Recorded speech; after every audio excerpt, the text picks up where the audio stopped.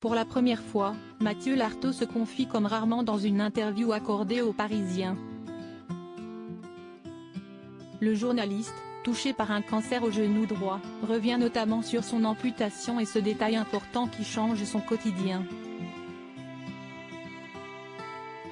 Si est une prise de parole que les amateurs de sport attendaient avec impatience. Depuis plusieurs mois maintenant, Mathieu Lartaud se bat contre un cancer du genou droit, dont il a parlé pour la première fois en avril dernier. Depuis, il s'est retiré de l'antenne pour suivre un traitement et tenter de s'en sortir. Il semblerait que ce soit chose faite et suite à une amputation au niveau de sa jambe droite, il doit désormais réapprendre à vivre. Je sors d'un long tunnel, et là, je vois la lumière. Je suis dans un centre de rééducation spécialisé, je fais mes premiers pas avec ma prothèse depuis quelques jours, je fournis beaucoup d'efforts, mais tout va bien, explique-t-il dans une longue interview accordée aux Parisiens le 24 juillet. Pour s'en sortir, Mathieu Lartaud a donc été obligé de passer par une amputation et d'après ses dires, l'opération s'est parfaitement déroulée.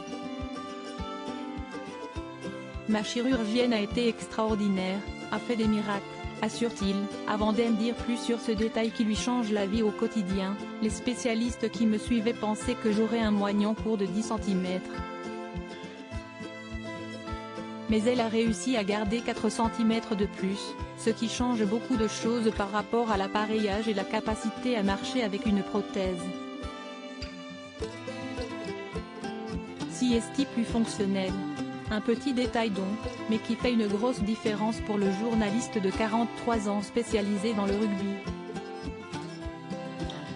3 heures après l'opération, j'étais debout à marcher en béquille. On m'a enlevé les fils au bout de 16 jours, j'ai très vite cicatrisé, je suis en avance sur les temps de passage, poursuit-il, visiblement très heureux de la façon dont se déroulent les choses.